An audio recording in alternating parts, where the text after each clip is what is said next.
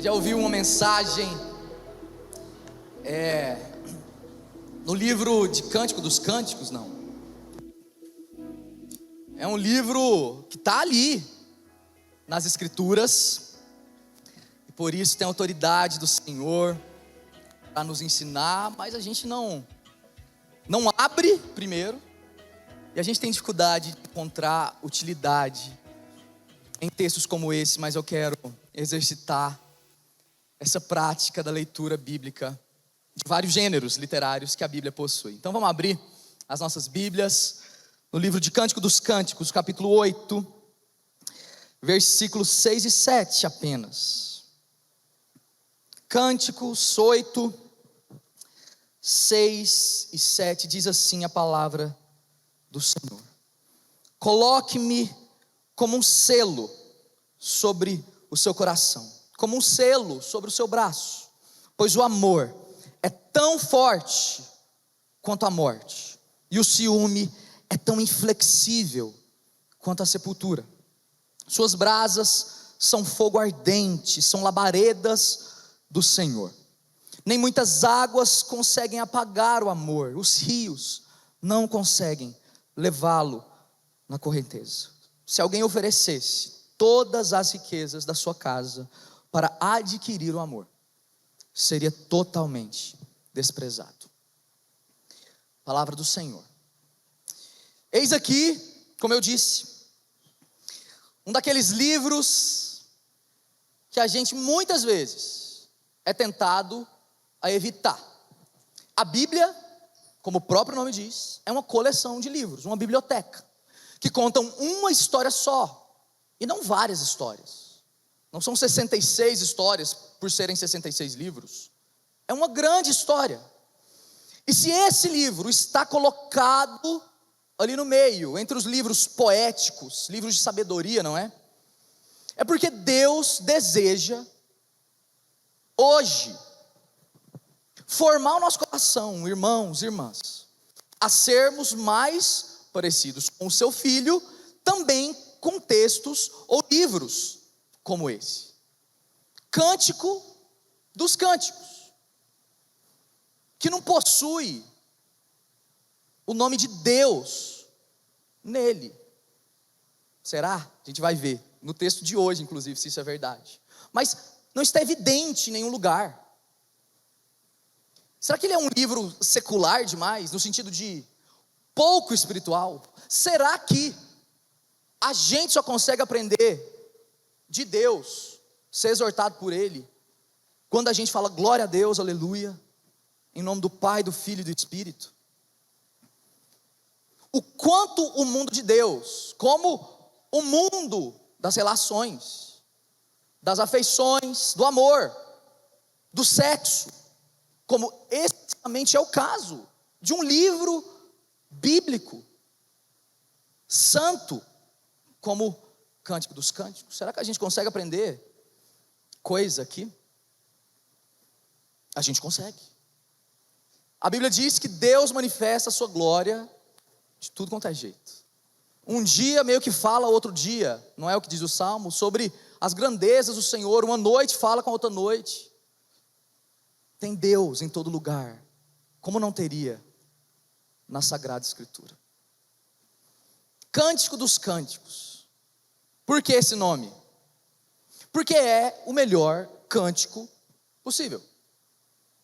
A Bíblia usa esse superlativo, não é? Isso é coisa da cultura judaica. O Rei dos Reis, o Santo dos Santos.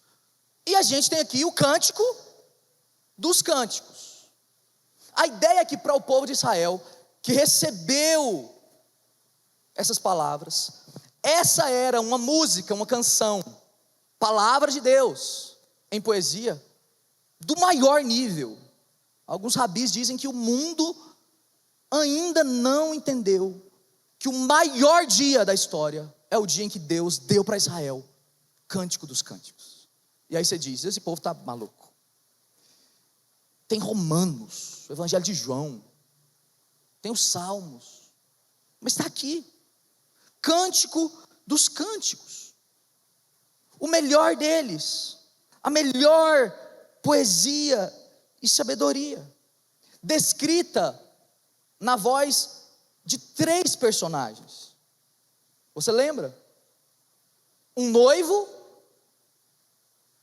uma noiva, e tem um coro de mulheres, como se fossem meninas mais novas que acompanham essa noiva, que tem mais espaço no livro, muito mais inclusive, do que o homem na sua voz. Ela fala, o noivo responde. O coro dessas mulheres chamam a atenção para alguma coisa, daqui a pouco isso começa de novo. Num livro que não tem tanta estrutura assim, não é? Mas que dá para a gente entender o roteiro do livro. São 8 capítulos, a gente está no último, uma parte do último que a gente leu, 2 versos, não é? Nesses 8 capítulos, como uma busca pelo amor e o desejo ardente de experimentar o amor. Então não é só buscar o amor e nem entender o amor, é experimentar o amor. Por isso tantas visões, imagens da experiência física. E é interessante, se você for atento, que são só imagens mesmo, porque eles não experimentam isso, o noivo e a noiva, até o final do livro. Nós vamos falar um pouco mais sobre isso. Cântico dos Cânticos, o que mais tem para a gente falar? Para a gente entender bem um livro como esse. Por exemplo, quem é o autor de Cântico dos Cânticos? Lá no primeiro versículo do capítulo 1 está escrito o seguinte: Cântico dos Cânticos de Salomão. Foi Salomão que sentou e escreveu esse livro? Alguns diriam que sim, mas ao longo da história é mais provável que não. Então a Bíblia está errada, não está não. É mais provável que esse significado, como também está em outros lugares da Bíblia, como em Provérbios, por exemplo, não seja necessariamente um indicador de que Salomão, pessoa, sentou numa cadeira, escreveu de cabo a rabo, como está descrito aqui de forma final no livro, né? É mais aquilo que representa uma escola, um jeito de Salomão de escrever, sabe isso? Alguém que marcou tanto um estilo, como Salomão marcou o estilo da sabedoria, que agora a gente homenageia Salomão e a gente quer escrever como se fosse ele, porque ele é autoridade nesse tipo de assunto. Cântico dos Cânticos da sabedoria, do tipo de Salomão que existe em Israel. A sabedoria que contempla quem Deus é como Criador e quem nós somos como suas criaturas. Está aqui, Salomão, minha gente, teve mais de 1000 mulheres, não é? Parece improvável que um homem assim teria escrito um livro que fala do ardente compromisso com a mulher só e busca por uma mulher só o tempo inteiro. A chamada Sulamita, a noiva do livro de Cântico dos Cânticos. Então, aqui está esse cenário. Por que um livro como esse é escrito? Para mim e para você. Como que a gente pode aprender com ele? Porque, como eu disse e adiantei, irmãos, um livro como esse mostra o jeito de viver e experimentar o amor. A gente deseja amor e amar, e isso faz parte de quem a gente é, irmãos. E nem tanto com esse aspecto de um relacionamento homem-mulher, que tem a ver com o casamento, mas de relações que transbordem amor. Mas que amor é esse? Se a Bíblia também está cheia de exemplos de amores desordenados, que não devem ser seguidos. A gente tem o pai de Salomão, Davi, um homem chamado do coração de Deus, alguém que representa, inclusive, deveria representar o próprio Deus para o seu povo, fazendo o que fez com Batseba, aquela mulher que ele toma como sua, e para manter o pecado ele acaba mentindo, e da mentira ele assassina. É um caos. Se esse homem não mostra para a gente como viver o amor, o livro de Cântico dos Cânticos mostra para a gente que tipo de amor é esse. De alguém, como eu disse, que busca esse amor lá nos primeiros capítulos, Esse é o roteiro do livro. Mas aí tem que esperar, porque esse encontro é adiado por um tempo, e aí existe desejo, como eu queria ver o meu amado e amada. Imaginação de como seria isso. Aí eles se casam finalmente, parece que existe um contrato. Eu sou seu, você é meu, as pessoas estão vendo, nós nos comprometemos. Mas aí depois desse contrato, que seria uma espécie de noivado, porque não existe namoro nessa cultura, eles se afastam por um tempo, não dá ainda para viver o amor. Aí tem mais um espaço de angústia, de busca e espera, até que a gente chega nos capítulos finais. Esse capítulo que nós lemos, capítulo 8, amarrando todo esse compromisso estabelecido. Como a gente interpreta uma coisa dessa? Como olhar para um livro desse? Eu estou pregando só para casados? Para noivos, namorados? Porque é um livro romântico nesse sentido, não é? Então existem dois jeitos de interpretar Cantares ou Cântico dos Cânticos. Um jeito é o jeito literal, ou seja, é sim uma poesia, um texto escrito de uma mulher para um homem, de um homem para uma mulher, e é isso mesmo, amor natural, glória a Deus por isso. Isso não está tão explícito o nome de Deus, isso não faz disso, ou das relações, menos sagradas. Elas são sagradas porque elas são relações de amor fiéis. Mas também existe, desde a época de Israel, um outro jeito de interpretar Cântico dos Cânticos, que é um jeito mais alegórico. Israel se viu na figura da mulher, da noiva. E Deus, o Deus Yahvé, como a figura do noivo, que corre até essa mulher, e da mulher que deseja esse noivo, o seu Deus. E eles querem se unir profundamente. A tradição cristã, depois de Cristo, faz o que com isso? Leva isso para o lugar mais adequado ainda. Na verdade, o noivo, que é um noivo, um homem, realmente homem, e a gente precisa passar por esse primeiro estágio. É uma pessoa de verdade. Mas por trás disso, como um significado mais profundo, esse homem é o próprio Senhor Jesus, o noivo. E essa mulher é a igreja, que deseja se relacionar com o seu noivo, se vê impedida várias vezes, às vezes por causa de si mesma, não é? Mas o noivo também a procura. Eles viram uma só carne, mas às vezes tem que esperar, como a gente tem que esperar e ficar clamando, Maranata, cadê o dia do casamento? Onde está o casamento? A gente então interpreta essa noite de maneira literal ou de maneira alegórica? E a resposta é dos dois jeitos. Está tudo isso junto, sabe? Isso é uma dica, inclusive, para ler a Bíblia. A gente tem essa coisa, ou uma coisa, ou outra. A mentalidade de um hebreu, que é onde a Bíblia foi escrita, pega tudo isso e mistura e fala, é tudo junto mesmo. É tudo junto, e nada separado. Então não é conhecer só de mente, é conhecer da mente e viver. Então não é ou literal demais, ou só alegórico. É tudo isso.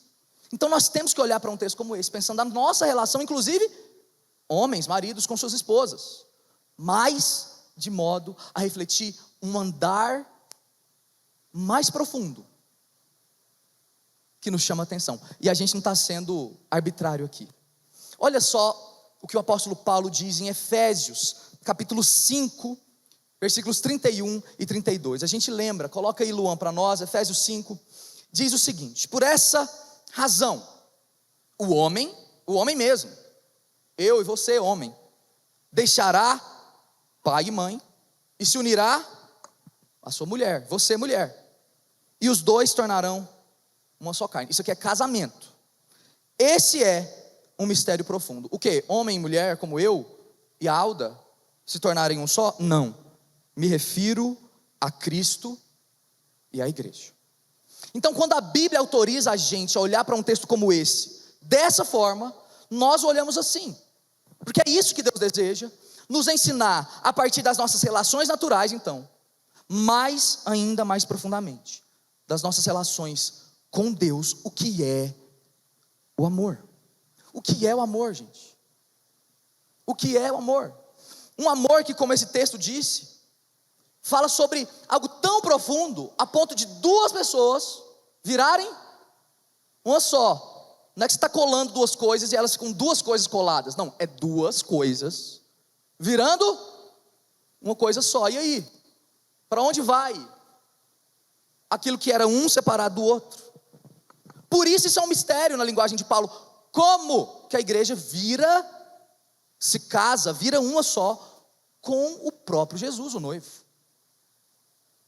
Isso é glorioso demais. Onde está o primeiro eco disso que Paulo fala? De dois virarem uma só carne. Está no início.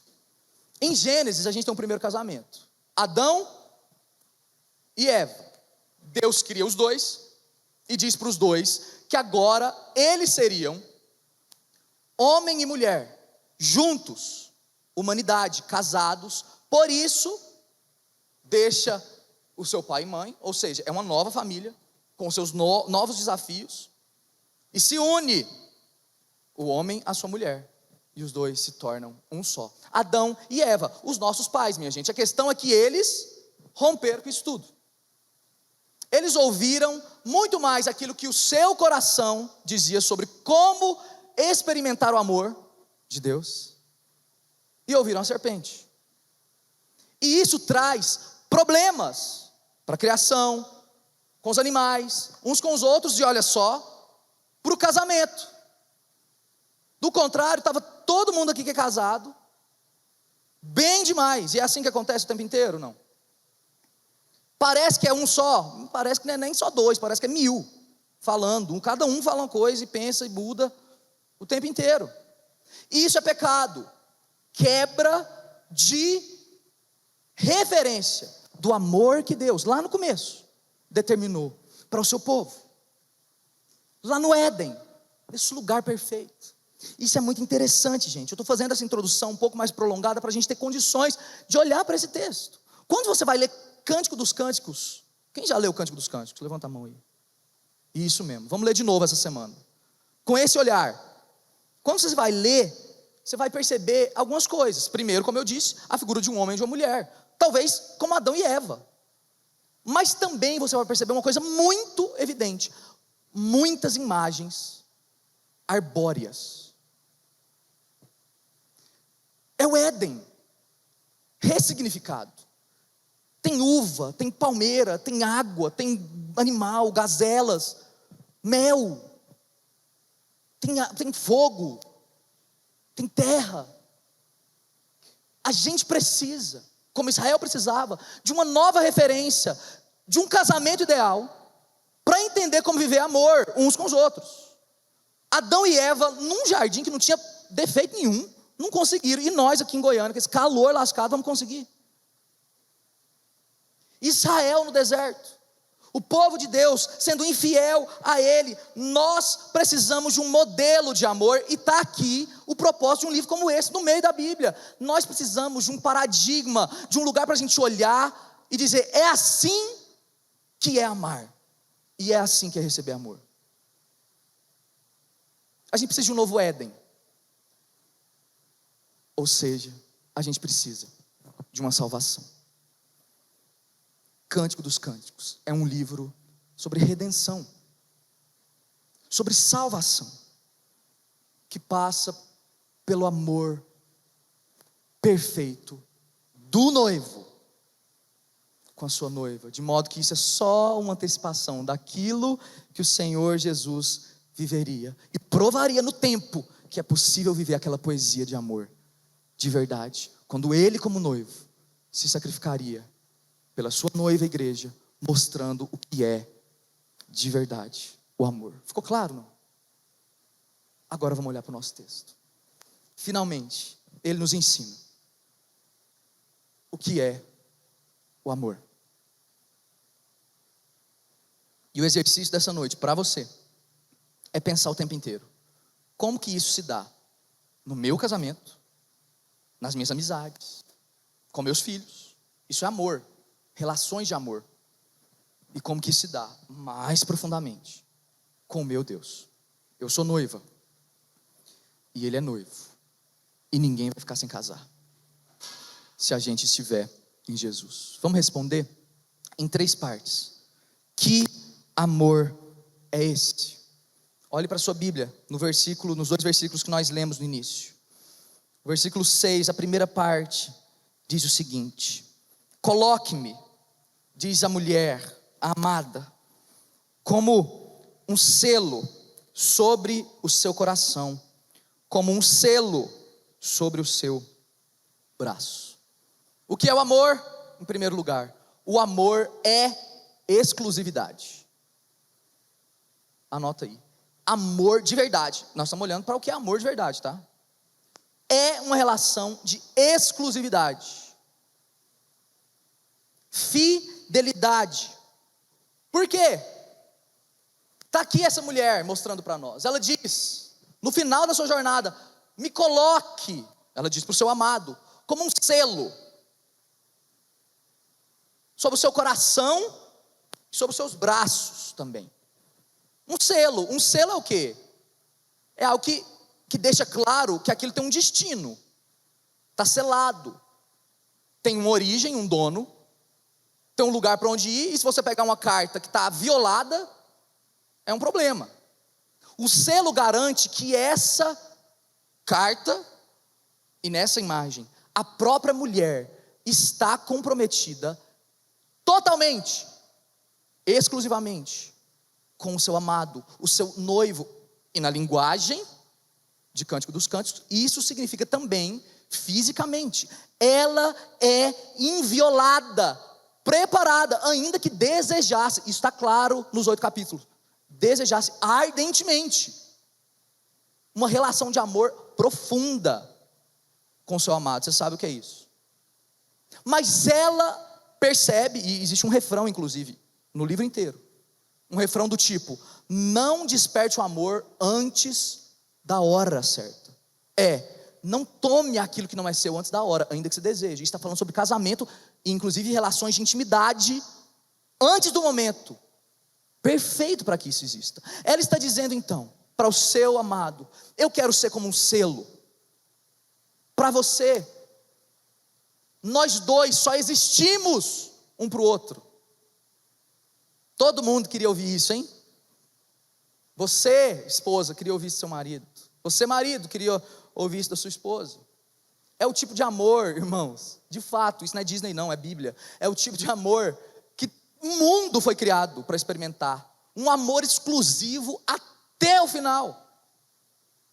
Me coloque sobre um selo, como um selo. Eu quero ficar trancado. Eu sou completamente seu, como você é meu, e não para que a gente se use, mas porque eu não vejo sentido na minha vida, a não ser para experimentar o amor que vem de você. E por que braço e coração? O coração, o lugar das afeições, dos desejos, e a gente às vezes sabe amar com emoções, mas a gente não sabe amar com o braço. Ela diz também: põe um selo como no seu braço. Eu quero também fazer só por você, porque eu te amo, mas eu quero sentir só por você, porque eu te amo. Irmãos, esse é o jeito de amar. Exclusividade. Tinha um colar nessa época com um selo cilíndrico que ficava aqui no peito. Provavelmente ela estava falando sobre isso. E também no braço. Um compromisso total. Isso é casamento, não é não? Aliança.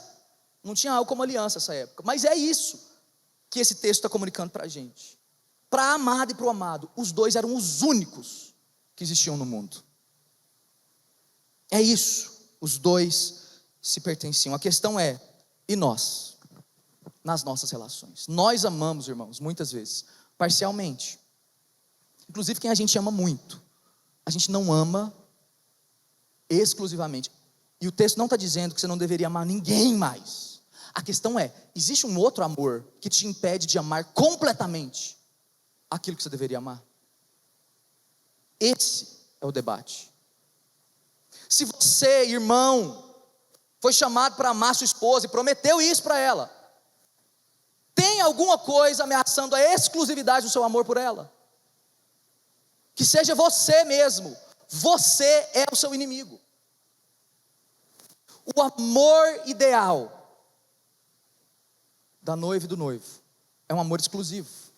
Tem alguma coisa que atrapalha a gente a amar os nossos amigos como deveríamos amar? Isso é uma ameaça. Nós partimos o nosso amor, irmãos, dividimos ele. A gente não assume o selo. A gente tem pouca relação com compromisso. Essa é uma marca da nossa geração. A gente se compromete com pouca coisa e se compromete mal. Com a igreja, mais ou menos. Com a família, sei lá. A gente rompe selos. A gente não permanece, a gente não é fiel. E a gente ouve na palavra do Senhor que nós, em Jesus, lembra que Ele é o noivo e nós somos noiva, nós fomos selados com o Espírito Santo da promessa. Selo. Porque Deus, quando nos salva, está dizendo o seguinte: eu selo vocês, porque vocês são meus e são só meus. Deus é um Deus, nesse sentido, ciumento, não como os nossos ciúmes mesquinhos. Ele é zeloso. Porque Ele nos compra. Nós somos sua noiva. E nós o amamos exclusivamente ou tem outros deuses na parada? Que tipo de amor é esse que nós recebemos, irmãos, do noivo? Nós entendemos eles? Nós entendemos o impacto disso para a nossa vida? Para o nosso dia a dia? Nós temos um dono só. Uma marca. O amor é exclusivo. O amor de Deus é para um só povo, é para sua noiva. Vocês lembram de Deus chamar um profeta chamado Oséias? Que loucura aquilo. Ele fala para esse cara casar com uma prostituta, Gomer. Tinha essas coisas, né? Porque esse era o chamado profético, era meio que encarnar a relação de Deus com Israel, encarnar mesmo, era um teatro profético ambulante. E Deus disse: você vai casar com essa mulher aí, porque ela vai te largar, aí você vai atrás dela, depois ela vai te envergonhar de novo, você vai ser uma chacota. Você representa quem eu sou, e ela é vocês.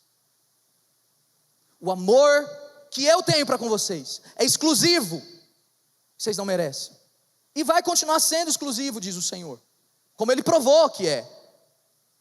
Mas o amor de vocês não é.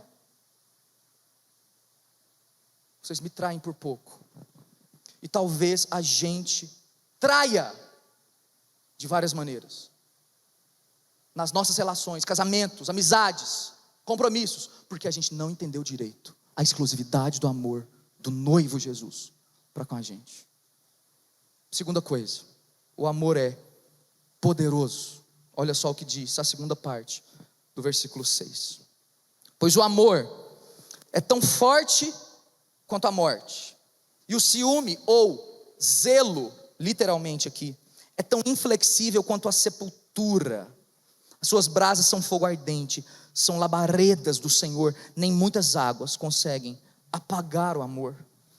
Os rios não conseguem levá-lo na correnteza. Se o amor é exclusivo, o amor também é poderoso, é forte, é resistente. Esse é o amor de verdade. Vê aí, marido, mulher, amigos, vocês, namorados, esse tipo de amor que a gente está vivendo. O amor resiste. O texto vai dizer que o amor é tão forte quanto aquilo que é a coisa mais absurda que a gente pode experimentar: a morte. A morte, a sepultura também aqui. O amor é uma coisa que rompe a morte, passa do outro lado de lá da morte. Fé, esperança e amor, diz o apóstolo Paulo. Mas dessas três, o amor é maior. O amor não acaba, irmãos. O amor não acaba. Tem uma hora que fé, ninguém vai precisar mais, não precisa crer. Você vai estar diante de Deus, seus irmãos. Esperança uma hora caduca também, porque não precisa ficar esperando mais. Agora o amor, ele rompe de geração em geração, de eternidade a eternidade. Antes de tudo ser criado, Deus é amor, amando a si mesmo, amando o mundo e depois amando tudo outra vez. Deus é amor, amor resiste à morte.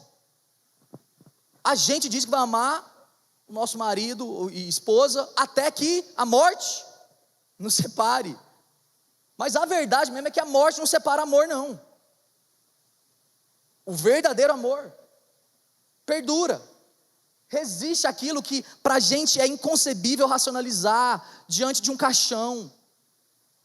Amor é mais poderoso do que a morte, amém? Amor é a marca do Evangelho. É por isso que nós estamos falando sobre isso essa noite. É um inimigo insuperável, a morte. Mas o amor vence a morte, ou não? Jesus morreu, mas o amor venceu a morte. Ele ressuscitou. Por amor. Porque ele é um noivo ideal. Você está entendendo, não? Mas não só isso, o amor é também, além da morte que separa aquele primeiro casal, como a gente disse, Adão e Eva, que são uma imagem aqui de um casamento que precisava ser melhorado. A morte separa eles lá. Mas também o amor é mais forte que o fogo. E não é fogo qualquer não, o que está escrito aqui é: nem muitas águas conseguem apagar o amor. As brasas, chamas do amor, são ardentes, são como labaredas do Senhor. Isso é muito interessante. No texto original o que está escrito aqui é fogo de Yah, uma abreviatura de Yavé. Tem muitas traduções que não vão colocar nem Senhor aqui, não está inclusive nem maiúsculo, Senhor maiúsculo na sua Bíblia, não está. E talvez aqui esteja a única menção do nome pactual de Deus, em todo o livro, representando aquilo que o amor é, um fogo que queima, que parece um fogo sobrenatural. O mundo não conheceu esse fogo, o poder dele, o quanto ele é forte, o quanto ele brilha, o quanto ele é quente, de modo que nem muitas águas, não tem água no mundo, no mar, consegue apagar o amor que esse casal, o amado e a amada, estavam vivendo. O noivo e a noiva. Onde a gente para o nosso amor, irmãos? Em qualquer lugar durante a nossa vida, qualquer desafio, ou qualquer pequena chama, o verdadeiro amor não para diante da morte. O Senhor Jesus, como noivo, ao invés de fazer como Adão e botar a culpa na sua esposa, ele toma a culpa para si, para livrar a sua esposa. Nós, a igreja. Se precisar morrer, ele morre. O amor vence a morte, o amor vence o fogo. Fogo profundo e divino, sobrenatural. Um fogo que é bonito, mas é perigoso. Esse é o amor. É perigoso amar. Mas o amor esquenta. O amor purifica. Deixa mais puro do outro lado. O quanto o nosso amor resiste. Você tem resistido, irmão, irmã, amigo, nas suas relações? O menor sinal de oposição serve para a gente abandonar. Eu não vou insistir com isso. Esse não é um amor que te alcançou. Esse não é o verdadeiro amor. E se a gente começar as nossas relações aqui dentro da igreja, em qualquer outro lugar, com nada menos do que esse amor, a gente vai se ferir. Nós vamos voltar para o primeiro casal, Adão e Eva, e não para o verdadeiro casal, Cristo e sua igreja. Que tipo de amor nós queremos? Amores exclusivos, amores poderosos e resistentes. Mas por último, um amor que vale demais, um amor caro. Olha só a última parte do versículo 7. Se alguém oferecesse todas as riquezas da sua casa para adquirir o amor, seria totalmente desprezado. O amor é incomprável, porque o amor não tem valor, entende? É como se ele fosse tão valoroso que ele entra em outra categoria. Ele não é da ordem das coisas que podem ser adquiridas. A gente adquire coisas, sei lá, like no Instagram, um melhor emprego, saúde a gente pode adquirir. Amor, o amor que você deseja, é sobre isso esse texto, tá? Não é um amor que a gente às vezes se satisfaz e se dá por satisfeito. O verdadeiro amor, ninguém compra. Ele não tem valor. Inclusive, o texto diz que a pessoa seria ridicularizada se ela pegasse tudo, vendesse e desse para alguém que é interesseiro. A gente não ridiculariza alguém que nitidamente casou por interesse? amor não se compra. E a gente sabe disso. Se a gente tivesse muito dinheiro, irmãos, a ponto de dar para o Senhor Jesus, e Ele falasse, agora sim, o Mateus é digno do meu amor. Que relação é essa? Eu me satisfaria com isso? Você se satisfaz com um amor que você continua insistindo em comprar do seu Deus? Então por que tantas vezes a gente está um pouco melhor quando a gente vem na igreja certinho e não pecou tantos dias? Isso é comprar um amor que não pode ser comprado. Amor se recebe, irmãos, isso chama graça. No nosso casamento, a gente não compra amor, a gente não barganha amor, a gente ama porque ama, e a gente recebe amor de graça. E quando a gente entende isso coloca a gente em relações de liberdade, sem melindre, sem milindre. Se eu fui mal ou se eu fui bem, não importa, porque amor não se compra, não se paga, amor se experimenta, amor se recebe. Esse é o verdadeiro amor. E é tão interessante, porque logo adiante, no final mesmo do livro dos Cânticos, a gente tem a descrição, a partir do versículo 11 e 12, de Salomão, o rei Salomão, colocado como alguém que está aqui tentando comprar amor. Olha só, mais um indício de que provavelmente não foi Salomão mesmo, pessoalmente, que escreveu esse livro.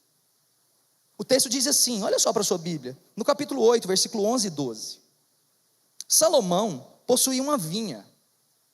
Vinha aqui, em todo o livro, carrega a ideia de intimidade, de possessão. Entre na minha vinha, é aquilo que eu sou. Salomão possuía uma vinha. Em Baal-Amon, ele entregou a sua vinha a arrendatários. Cada um devia trazer pelos frutos da vinha 12 quilos de prata. Olha só, tem valor vinha? Tem valor amor? Quanto à minha própria vinha, diz a amada, essa está em meu poder. Vamos prestar atenção sobre o valor da nossa vida. Sobre o valor da nossa intimidade, da nossa vinha. Ela diz, versículo 12, quanto à minha própria vinha, essa está no meu poder, os 12 quilos de prata são para você, ó Salomão, e 2,5 quilos são para os seus que tomaram conta dos seus frutos. Nós temos um exemplo de um homem que era considerado sábio, tentando comprar amor. Ele é envergonhado, não se compra amor. E aí eu vou terminando. Se não se compra amor, como a gente recebe e experimenta amor? Esse tipo de amor, que é exclusivo completamente, mas é mais poderoso que a morte e que o fogo sobrenatural, e que também é caro demais. Como a gente pode experimentar isso? Como, irmãos? Todos nós temos o desejo, olha para o seu coração, de conhecer e sermos totalmente conhecidos. Esse é um desejo que toda a humanidade sempre compartilhou. Esse é o desejo de amar e ser amado. Em relação a alguém, de conhecer alguém profundamente, sem nenhuma reserva. Mas do outro lado também ser conhecido, sem precisar esconder nada. Isso é amor. A gente foi criado para esse amor e a gente perdeu esse amor na morte, no jardim, com Adão e com Eva. Um amor que faz da gente vulnerável, irmãos, entre igreja, mas também no casamento. Será que a gente está escondendo coisas? Maridos das suas esposas, ouçam, esposas dos seus maridos. Sinal de que não é amor isso. Deus nos ajude, porque amor nos deixa nus, como Adão e Eva no jardim, antes do pecado. Isso é amor, ser vulnerável com o outro e o outro com a gente. Onde a gente experimenta isso? Um amor totalmente exclusivo, poderoso mais que a morte, tão caro que ninguém compra, não se negocia. A resposta é: Esse amor é encontrado em Jesus Cristo, o verdadeiro noivo fiel. Nele e só nele, irmãos, nós podemos ser nus outra vez, porque Ele não vai nos usar, porque Ele não nos troca, porque o seu amor é exclusivo como um selo, porque o seu amor é mais poderoso do que a morte e morte de cruz, porque o seu amor é tão caro, que a gente não consegue pagar, e quem teve que pagar pelo nosso amor por Ele é Ele mesmo. Está pago, diz Ele, tetelestai, na cruz. O seu sangue são essas pratas que Salomão queria comprar por uma vinha, e Ele nos entrega de graça, para que a gente experimente finalmente aquilo que Adão e Eva perderam. O amado e a amada de Cantares queriam, mas que só Jesus e a sua igreja podem experimentar. Porque o novo Adão é o Senhor Jesus, e a nova Eva é a igreja, a noiva e o noivo, que podem viver numa profunda intimidade, deleite e prazer na vinha do Senhor, andando nus, porque Deus não se esconde nem um pouco de nós mais, e nós não queremos nos esconder nem um pouco mais do nosso Senhor. O seu amor é mais forte que a morte, é exclusivo, poderoso e é caro. Então as nossas relações, irmãos, são uma vitrine, um testemunho vivo, ambulante, desse casamento cósmico. Eis a noiva, adornada para o seu noivo, é o que João vê no Apocalipse. Ela está vestida de uma veste branca, e ela vem como um cortejo. O seu noivo encontra com ela nos ares. Esse é o casamento, irmão e irmã, que você, lá no fundo, se não sabe, eu estou te contando, é o casamento que você deseja. Porque em nenhum outro lugar, preste atenção, nem no seu bom marido e na sua boa esposa, você vai encontrar esse amor. A gente não casa, não tem amigos, não tem filhos, não tem igreja para fazer o outro feliz. Sabe essa coisa? Vem cá, o pastor fala na hora do casamento, olha para sua esposa e fala: você precisa me fazer feliz, eu vou te fazer feliz. Também está errado. Ninguém dá conta de fazer ninguém feliz, porque esse amor é pesado demais. Quem traz alegria, sentimento de completude num casamento é quando os dois viram noiva do noivo, que é o Senhor Jesus. Aí esse casamento vai bem. A gente começa a aprender então a amar com exclusividade, ser mais fiel, a ser resistente, resiliente, mais forte que a morte, que qualquer fogo que passe, mas também não ficar comprando o amor da esposa e do esposo por qualquer valor. Isso é mercado, isso não é casamento, isso não é amor. Então nós vamos pedir para o Senhor essa noite: Deus, que a nossa relação humana, em qualquer nível de amor, reflita aquilo que está estampado, antecipado em Cântico dos Cânticos da tua palavra: o amor do noivo pela noiva, o amor fiel, só a Deus primeiro, exclusivamente a Ele. Mas se esse amor também é mais exclusivo, é forte, também a gente amar a Deus com toda força. Lembra isso? Amem ao Senhor com toda força, entendimento, amar a Deus sobre todas as coisas, mas também sem tentar viver uma relação de comprar, irmãos, a atenção do Senhor Jesus para você. Preste atenção nisso. Você é amado pelo noivo. Não tem como amar mais e Ele não vai te amar menos. É isso e pronto. O que nós vamos fazer com essa mensagem? Ele nos ama e provou o seu amor. O livro de Cântico dos Cânticos termina com um desfecho aberto. A amada não encontra o seu amado e vão para casa, não. Existe uma esperança e um chamado final da amada, lá no último versículo: venha depressa, meu amado, venha depressa. Se esse é o amor que você tem, venha depressa, saltando sobre os montes. Esse é o nosso desejo. Vem depressa, amado noivo, Senhor Jesus. Venha para esse casamento, porque nem a morte vai nos separar desse amor que está em Cristo Jesus, nosso Senhor. E aí sim, aquilo que parecia impossível vai ser realidade, e nós viveremos felizes para sempre. Amém?